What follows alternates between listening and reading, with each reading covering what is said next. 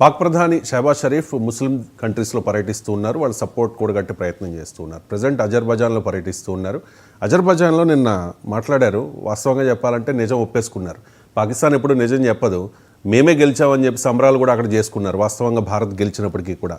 కానీ బ్రహ్మోస్ల సామర్థ్యం గురించి అజర్బైజాన్ వేదికగా షహబాజ్ షరీఫ్ చాలా కామెంట్స్ చేశారు. మేము దాడి చేద్దాం అనుకున్నాం, దాడి చేసే లోపలనే బ్రహ్మోస్లు వచ్చి మమ్మల్ని అటాక్ చేశాయి అని చెప్పి భారత్ ఏం చెప్తోందో అదే దాన్ని ఏకీభవిస్తూ మాట్లాడుతూ ఉన్నారు. ఇక్కడ బ్రహ్మోస్ల సామర్థ్యం గురించి అందరికీ తెలుసు. చాలా దేశాలకు బ్రహ్మోస్లను భారత్ ఇచ్చింది కూడా. బ్రహ్మోస్లకు విపరీతమైన డిమాండ్ కూడా ఉంది. బ్రహ్మోస్ల సామర్థ్యం ఏంటి అండ్ బ్రహ్మోస్ల సామర్థ్యాన్ని, వాటి పనితనాన్ని పాకిస్తాన్ ఒప్పేసుకుందా? పాకిస్తాన్ బ్రహ్మోస్లకు భయపడుతోందా? అంటే ఏం చెప్తారు? అసలు పాకిస్తాన్ నేతలు యుద్ధాన్ని మేనేజ్ చేయడంలో ఒక అభిప్రాయం అనేది ఉండదు. అక్కడ ఆయన డిఫెన్స్ మినిస్టర్ ఒకటి మాట్లాడితే, విదేశాంగ శాఖ మంత్రి ద్రార్ ఒకటి మాట్లాడితే, అపోజిషన్ ఒకటి మాట్లాడితే, పాకిస్తాన్ ప్రధాని కూడా ఒక్కొక్కసారి ఆయన ఒక అంటే మైండ్ లూజ్ అయ్యాడేమో అనిపిస్తూ ఉంటుంది అనమాట. ఎందుకంటే ఆయన ఓటమి చెందిన ఆయన, రాత్రులు నిద్ర లేదు, ఏమీ లేదు. నిన్న అజర్బైజాన్లో పర్యటిస్తున్నారు. ఇప్పుడు టర్కీ, అజర్బైజాన్, చైనాలో దానికి సపోర్ట్ చేసిన 3 దేశాలు ప్రత్యక్షంగా సపోర్ట్ చేసింది అజర్బైజాన్. ఆ దేశంలో పర్యటిస్తూ ఆయన ఏ విషయంలో చెప్పాడు, ఏ సందర్భంలో చెప్పాడో కానీ భారతదేశానికి గోల్డెన్ ఆపర్చునిటీ దొరికింది. ఆయన ఏం చెప్తున్నాడు, భారతదేశాన్ని పొగిడాడు అనమాట. ఒక రకంగా బ్రహ్మోస్ని పొగిడారు. ఆయన ఏమంటున్నాడు, మేము మార్నింగ్ ప్రేయర్స్ ముగించి ఇండియాపై అటాక్ చేద్దామనే లోపే భారతదేశం అటాక్ చేసేసింది. మా ఎయిర్ బేస్లు నాశనం చేసేసింది. మళ్ళీ ఎయిర్ బేస్లు నాశనం చేసే అనడంలో, ఈ ఎయిర్ బేస్లు నాశనం అవడంలో బ్రహ్మోస్ కీలక పాత్ర పోషించింది అని ఒక మాట అనేశాడు. అంటే ఏంటి, మన బ్రహ్మోసులు వాళ్ళ ఎయిర్ బేస్ని సర్వనాశనం చేసినాయి అని మనకు తెలుస్తుంది. ఏంటి, పాకిస్తాన్ కూడా అత్యాధునిక వాయు వ్యవస్థను కలిగి ఉంది. గుర్తుపెట్టుకోండి, ఇక్కడ 12వ అతిపెద్ద వాయు వ్యవస్థ కలిగి ఉంది అది. అలాంటి దేశంలోనికి మన బ్రహ్మోసులు వెళ్ళి పాకిస్తాన్ మొత్తం 7,96,000 చదరపు కిలోమీటర్లు ఉన్న 12 ఎయిర్ బేస్లు, అంటే nook and corner, every nook and corner of the Pakistan మనం అటాక్ చేసేసినాయి. అందులో ముఖ్యంగా కీలక పాత్ర పోషించింది బ్రహ్మోస్ మిసైల్. అది స్వదేశీ పరిజ్ఞానంతో డెవలప్ చేసింది. ఈ విషయాన్ని ఆయన ఒప్పుకున్నాడు. ఇది అంతర్జాతీయ వేదికైన వేరే కంట్రీకి వెళ్ళి ఒప్పుకున్నాడు అక్కడ. అంటే అంతర్జాతీయ మీడియా ఉంది.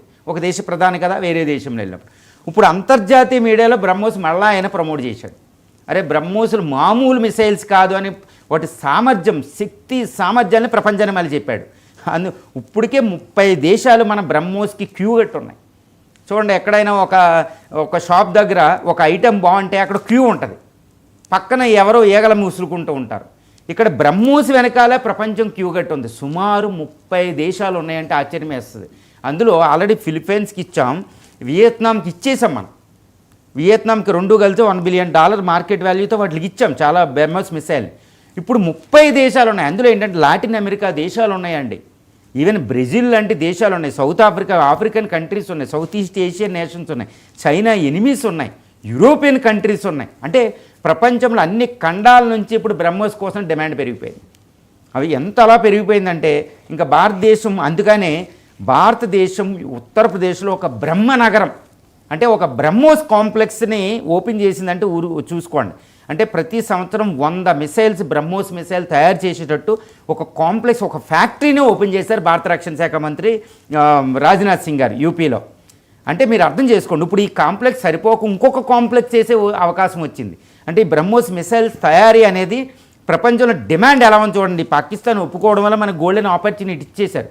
అంటే ఇంకా బ్రహ్మోస్ ఇప్పుడు మళ్ళీ బ్లాక్ 2 అనేది ఒక బ్రహ్మోస్ నెక్స్ట్ జనరేషన్ NG అనేది ఒకటి వస్తుంది. అది రష్యా మళ్ళీ ఇండియా సంయుక్తంగా వస్తుంది. నెక్స్ట్ జనరేషన్ ఇప్పుడు 290 కిలోమీటర్ల పరిధిలో బ్రహ్మోస్ ఉంటే అది ఏకంగా 600 కిలోమీటర్ల పరిధిలో రాబోతుంది నెక్స్ట్ జనరేషన్ బ్రహ్మోస్.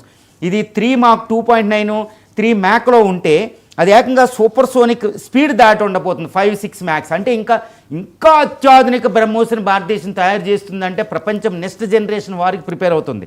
సో ఈ బ్రహ్మోస్ అనేది భారతదేశాన్ని 21st సెంచరీ యుద్ధంలో ఎక్కడికి తీసుకెళ్ళిందంటే, ఇప్పుడు రష్యాని ఒరిష్నిక్ మిసైల్ ప్రపంచంలో ఎలా నిలబెట్టిందో బ్రహ్మోస్ భారతదేశాన్ని ప్రపంచంలో అలా నిలబెట్టింది supersonic stealth BrahMos missile ద్వారా. ఇక ఫిలిప్పైన్స్కి, చైనాకి